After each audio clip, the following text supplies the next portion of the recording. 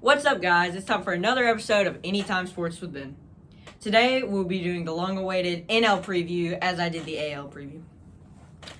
Let's jump right into it. I believe for the NL MVP race, it's going to be between two guys who I think a lot of people are also picking for this award, and that's Ronald Acuna and Fernando Tatis Jr. Both of them have plenty of guys around them. Acuna having Freddie Freeman and Christian Pache, who's a real young rookie. Who's not going to hit as well, but he'll play very excellent in the field. And Tatis obviously having Machado, them going out and getting Yu Darvish. I think both those guys are going to play really well, and I honestly think that it's going to be very close. I'm going to go with Acuna, but it's very close. It's almost a coin toss in my books. For the Cy Young Award, like every year, we all know who's going to win it. It's going to be Jacob deGrom. deGrom has the best velocity, in my opinion, on every pitch. When you take all into account, including his sinker and slider and fastball, two-seam and four-seam. And honestly, I just think he's probably the best pitcher in the league right now, and he has been for quite some time. For Rookie of the Year, this one's tough because there's a few guys I really like. If you didn't know, I'm a huge Cardinals fan, so I'm tempted to go with Dylan Carlson, and, I love the guy. He's incredible. But there's Sixto Sanchez, who will probably end up being the first pitcher for the Marlins. And there's Ke'Bryan Hayes, who's already a top 10 third baseman, despite third base being one of the most, if not the most stacked positions in the league right now. But I think I am going to end up going with Ke'Bryan Hayes. Although he plays for the Pirates, I really like his swing. There's not many things he actually does bad with, so I'm going to go with him. Jumping into division breakdowns, first off, the NL East. I have the Braves coming first in the NL East. As I said, Acuna's going to play well. Freeman, I think, continues to play at a high level. Ozuna plays at a high level. Pitching-wise, they're one of the younger pitching teams. They got guys like Luke Jackson, Mike Fried, Ian Anderson, who pitched really well last year. Really like him. He's got some great stuff. You got Touki Toussaint, Mike Soroka. Overall, they have a really good young pitching core, Kyle Wright.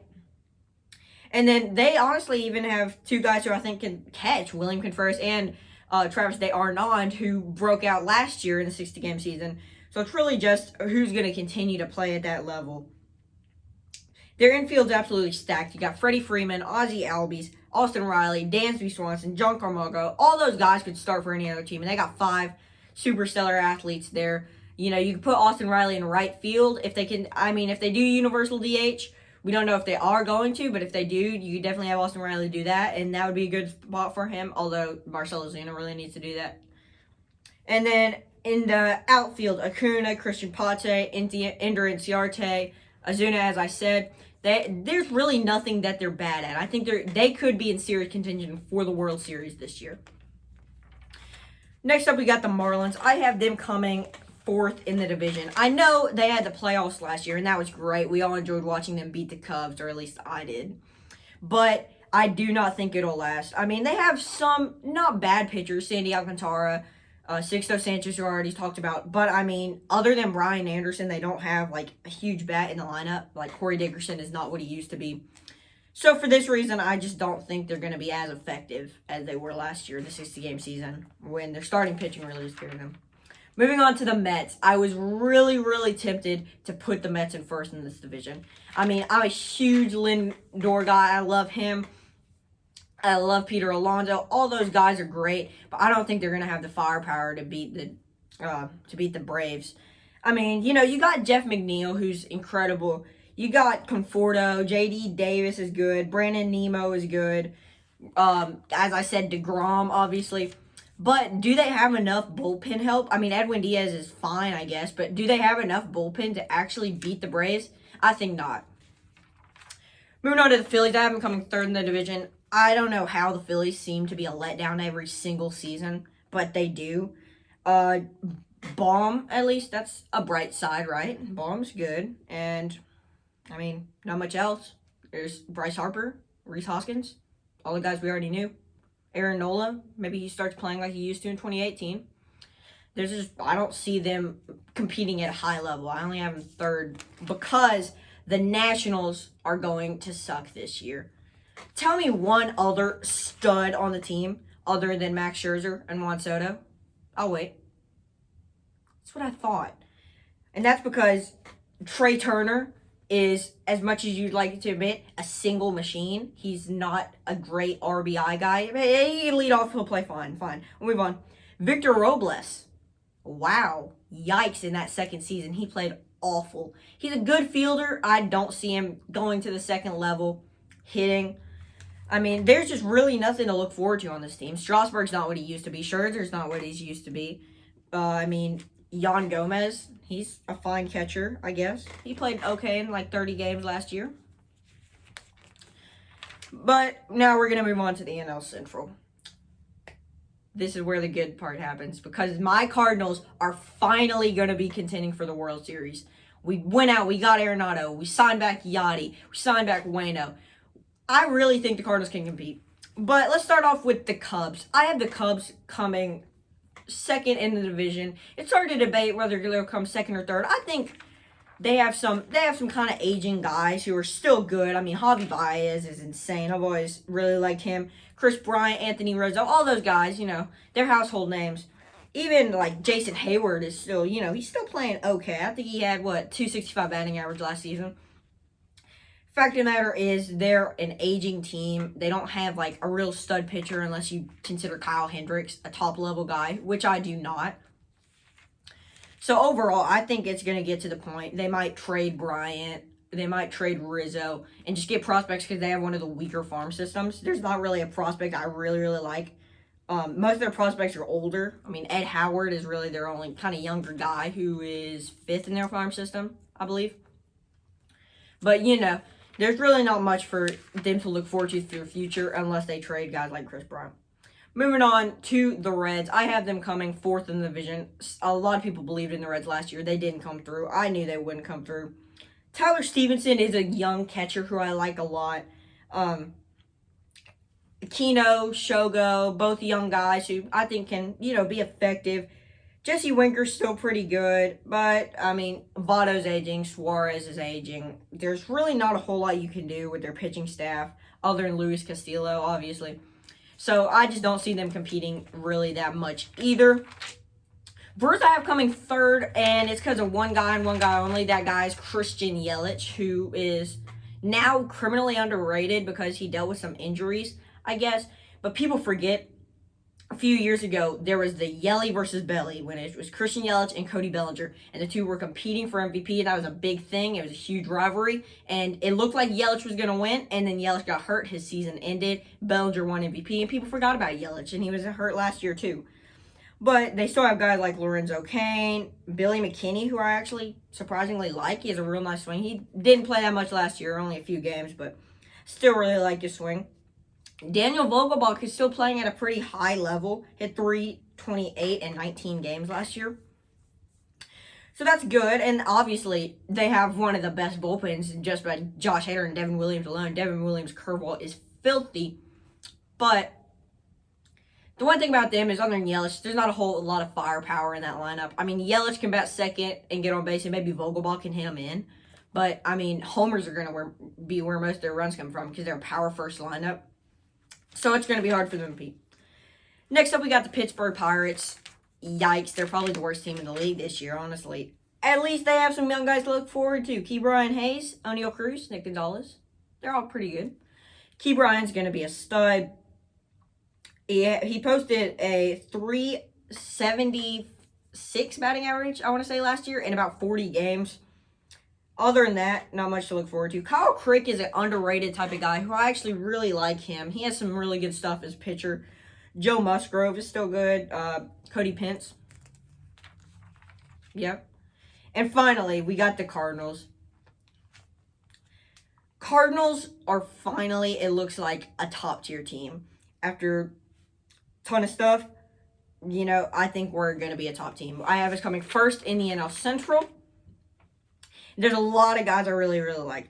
First off, we got Paul DeJong and Tommy Edman, probably two of the more underrated infielders. Both of them hit for power and for a decently high batting average. Goldschmidt still got it. Arenado's the best fielding third baseman in the league and one of the best fielders in the league. I don't know how many, but I think he has at least one platinum glove. Yachty's back and still playing at a decently high level. Harrison Bader, he is not a good hitter. He should bat eighth. I agree with that. but he's such a good fielder that he's worth playing every once in a while. I see most of the time Bader, it doesn't look like he's going to start. We'll have Carlson in center, O'Neill in right. O'Neill's coming off a Gold Glove. And in left, it's really tough. A lot of people think it's going to be like Justin Williams gets called up or Lane Thomas possibly.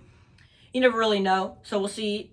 In spring training, I don't think either of those guys are doing great, but we'll see. And then we got pitchers. This is probably the Cardinals' strong suit.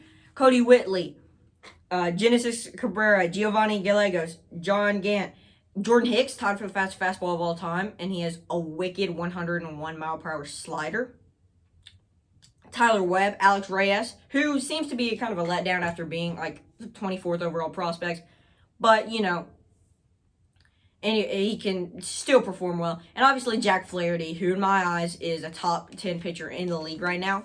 So I think all that pushes the Cardinals to first place in the division, at least, and possibly even more. Now on to the NL West. I have the Diamondbacks coming fourth, and that's very generous. I mean, not a lot to look forward to. Carson Kelly's an okay catcher. Ketel Marte and Christian Walker are not awful. I mean, just really not a lot to look forward to. Zach Gallen is a stud, but with one of the worst farm systems and not a whole lot of money, it's just going to be hard for them to compete. I do have them coming forward, though. The Rockies. It's going to be the Trevor Story show, I guarantee. Garrett Hampton is okay. Charlie Blackmon is coming back. Ian Desmond's fine. It's going to be the Trevor Story show. He's going to be the only good player on the team. Pitchers, name one pitcher on the Rockies. You can't. You thought, Luke Weaver. No, you can't name one because they suck. I mean, Vincy Almonte he's good, I guess. He played 24 games at a 2.93 ERA. That's not bad, right? But they're not good. They're not a good team. Michael Givens can be okay. They're just not good. They're competing with the Pirates for the worst team in the league. Moving on to the Dodgers. They're coming first. I mean, I don't know what else you want me to say. We all know about the Dodgers. We all know that they have Will Smith, who will be the best catcher in the league after Realmuto starts to decline. We all know they got Cody Bellinger, Mookie Betts, and A.J. Pollock. All three really good outfielders. We all know about Walker Buehler and now, I guess, Trevor Bauer and Michael White and Julio Urias and John Schwartz and Blake Treinen. And we all know about Keibert Ruiz, catcher, who's coming up, who now they have two stud catchers, I guess. So there's no reason to discuss them. They're incredible. They're probably the best team. Next up, we got the Padres. And the Padres are interesting because they went out and did so many deals, getting Yu Darvish and Blake Snell. And Drew Pomeranz is still good. And Clevenger. And a ton of guys. And Tatis, obviously. He's a reason just to watch them alone because he's so good. And then Cronenworth, Ha-Seong Kim, who actually hit really well in Korea. Manny Machado, Trent Grisham, Will Myers. This team's got a ton. Embarrassment of riches. And if I were them, I'd trade C.J. Abrams. I don't care if he's a top prospect. They have a shortstop. Where are they going to put him in the infield? I would move him and get maybe another stud, like reliever or pitcher. Like, there's so much they can do. It's insane. Next up, we got the Giants. I have them coming third in the NL West.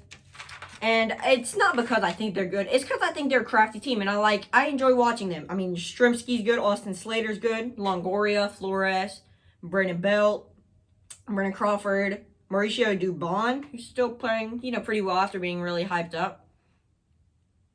Joey Bart, I don't believe in as much as some other people. But a lot of people think he has true power potential.